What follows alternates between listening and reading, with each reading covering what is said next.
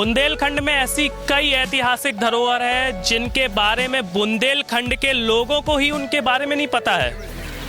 वैसे आप में से हर किसी ने बुंदेलखंड के खजुराहो के मंदिरों का लुत्फ जरूर उठाया होगा और वहाँ की नक्काशियों को जरूर देखा होगा, लेकिन आज हम बुंदेलखंड के उस शिल्प कला से आपको रूबरू कराएंगे जिसको आपने आज से पहले ना तो कभी देखा होगा और ना ही उसके बारे में सुना होगा।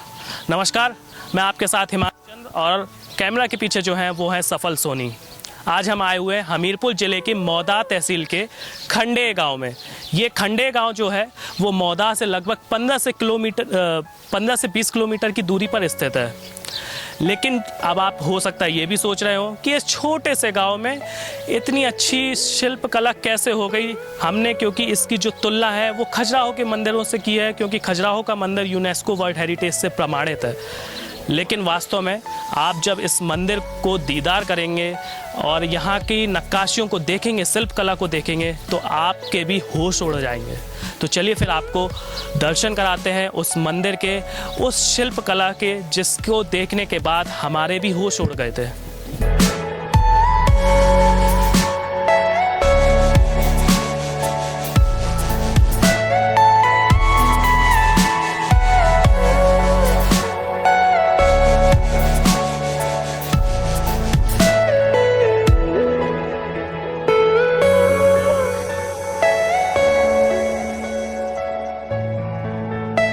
अब हम आ पहुँचे हैं उसी राम जानकी मंदिर के अंदर, जिसकी नक्काशी बेहद ही शानदार है। वास्तव में जब हम इस मंदिर के अंदर आ रहे थे तो इस मंदिर की जो नक्काशी थी, आर्किटेक्चर था, उसको देख करके हम भी एकदम से भौचक्के से रह गए कि आखिर कैसे बिना किसी आधुनिक उपकरण के बावजूद इतनी शानदार नक्काशी को अंजाम दिया गया था आज से 400 वर्ष पूर्व।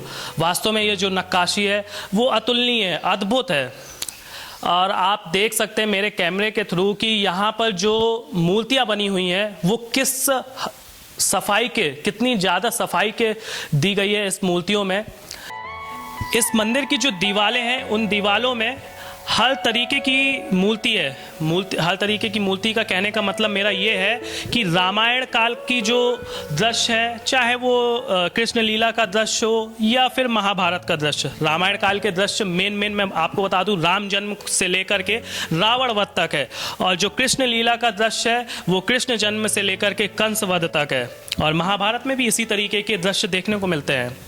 हमारे साथ आज इस गाँव के एक सदस्य हैं, साथ ही ये मंदिर का जो 400 वर्ष पूर्व निर्माण कराया गया था उनके परिवार के एक सदस्य भी हैं। तो हम उनसे जानते हैं इस मंदिर के बारे में कि ये मंदिर के बारे में क्या जानते हैं। आपका नाम क्या है? मेरा नाम मदन कुमार द्विवेदी, पूर्व प्रधान हूँ, निवर्तमान हूँ इस समय, और इसी गांव में रहता हूँ।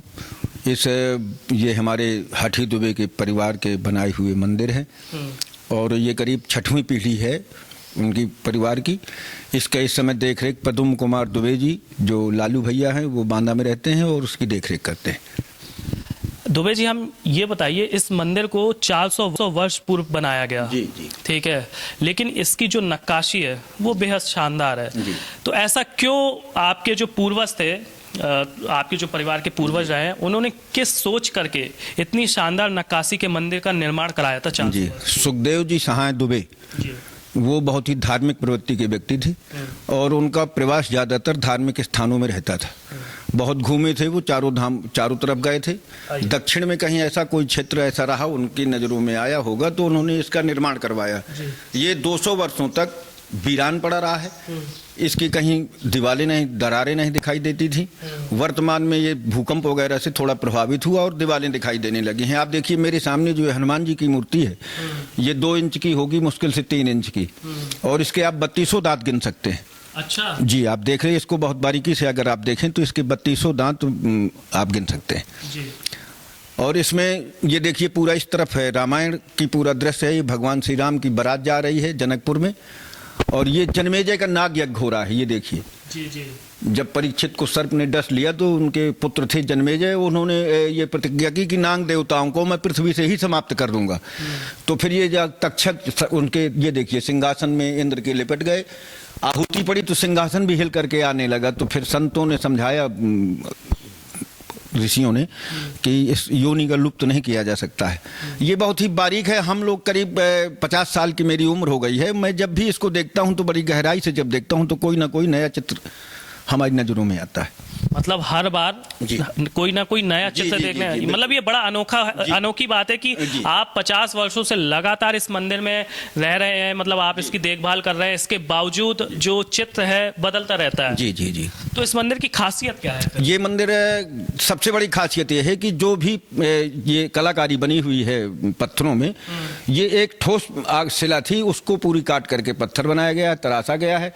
इधर इस तरफ अगर आप देखेंगे ये जो जाली बनी हुई है, तो सेम एक तरफ जिस तरह की कलाकारी है, चित्रकारी है, उसी तरफ दूसरी तरफ भी होगी। और बड़ी ही बारीकी से बनाया गया है। अभी आज भी पूर्ण नहीं हो पाया है। और हमारे गांव की एक महिला थी, उस प्रजापति थी, कुम्हारिन थी, उसने भी यहाँ चित्रकारी की थी। वो पूर्ण नहीं हो पाई है, लेकिन इससे कमजोर नहीं है। वो मिट्टी की कलाकारी है, चूना और मिट्टी की, लेकिन वो भी बहुत बेहतरीन कलाकारी है। इस मंदिर को जो नक्काशी करी वो कारीगर कहाँ के थे? ये कारीगर विभिन्न क्षेत्रों से थे। कोई श्रीनगर से था, कोई श्रीनगर, ये बुंदेलखंड के? बुंदेलखंड का जो श्रीनगर था वहां से बताते हैं। लेकिन अब 400 वर्ष पुराना है, ये किसी को जानकारी नहीं है कि कैसे। लेकिन ये खूबसूरती बुजुर्गों से हम लोग सुनते चले आ रहे हैं कि इसमें लोहे के पत्थरों का काम नहीं हुआ है, इसमें पत्थर के ही औजार थे और वो पत्थर को पत्थर काटता था। देखिए अब कितनी बारीकी कलाकारी है। ये हमारे खंडेर ग्राम के गौरव हैं, हमें बड़ी खुशी है। आप ये बताइए कि लगभग 75 वर्ष हो चुके हैं आज़ादी के बाद। आज़ादी के बाद इस मंदिर में किस तरीके की कोई हेल्प मिली? क्योंकि ये बहुत पुराना हो चुका है कि किसी तरीके की तरफ से पहले कोई पहल नहीं हुई। बुंदेलखंड में जब ये उत्तराखंड अलग हो गया तो हम सरकार से, बुंदेलखंड से नहीं, उत्तर प्रदेश से जब बुंदेलखंड अलग हो गया, उत्तराखंड अलग हुआ, तो पर्यटन का क्षेत्र उत्तराखंड में बहुत था। इसके बाद में बुंदेलखंड में हम लोगों ने सबने मांग की कि आप मतलब जो है ये हमारे यहाँ के मंदिर है और बहुत ही अच्छे मंदिर है, इनको भी पुरातत्व विभाग में लिया जाए, पर्यटन विभाग में। कई सालों की लड़ाई के बाद प्रद्युम्न कुमार दुबे, लालू भैया और हम सभी लोग मिल करके उनके कंधे से कंधा मिला के साथ में रहे। माननीय मुख्यमंत्री योगी जी ने अभी 50 लाख रुपए दोनों मंदिरों को दिए हैं। एक ये मंदिर है जो दक्षिण में है, शिव जी का मंदिर उत्तर में है, और दोनों एक ही परिवार के, एक ही व्यक्ति के बनवाए हुए हैं। वो वाजपेयी जी को कन्यादान में दे दिया गया और ये जो है उनके आधिपत्य में। आपका नाम क्या है? आपने क्या बताया? मेरा नाम मदन कुमार दुबे है, मैं निवर्तमान प्रधान हूँ इस गांव का।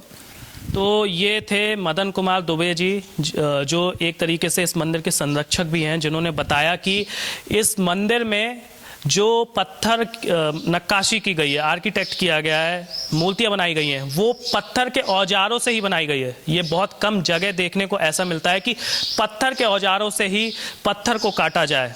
वास्तव में जो ये मूर्ति है, यहाँ पर मूर्तियां हैं, यहाँ की जो आर्किटेक्चर है वो अकल्पनीय है, अद्भुत है। तो जब भी आप बुंदेलखंड के हमीरपुर आए तो यहाँ मौदा आए और मौदा के इस खंडेर गांव में जरूर इस मंदिर का लुत्फ उठाने आए, क्योंकि यहाँ की जो नक्काशी है वो शायद आपको खजुराहो के मंदिरों में भी देखने को नहीं मिलेगी, क्योंकि खजुराहो का मंदिर जरूर यूनेस्को वर्ल्ड हेरिटेज की तरफ से प्रमाणित हो गया है, लेकिन इसके बावजूद वहाँ पर उतनी अच्छी नक्काशी नहीं है जो ये नक्काशी यहाँ पर मौजूद है, खंडेर गांव में मौजूद है। ये इस गांव का दुर्भाग्य रहा है कि महाराजा छत्रसाल बुंदेला के समय में अगर इस मंदिर पे ध्यान दिया गया होता तो आज ये मंदिर की जो छुपा हुआ है, ज़्यादा लोग इसको जानते नहीं हैं, तो शायद हो सकता था राजा छत्रसाल बुंदेला के समय पे अगर ध्यान दिया गया होता तो ये मंदिर कहीं ना कहीं अपनी अलग ही पहचान रखता, बुंदेलखंड को एक अलग पहचान देखता। फिलहाल आज के हमारे शो ऐतिहासिक संपदा पर इतना ही। अब हमारी और आपकी मुलाकात फिर होगी जब हम आपको और भी इसी तरीके की ऐतिहासिक संपदा से रूबरू कराएंगे। तब तक के लिए स्वस्थ रहें, सुरक्षित रहें। धन्यवाद।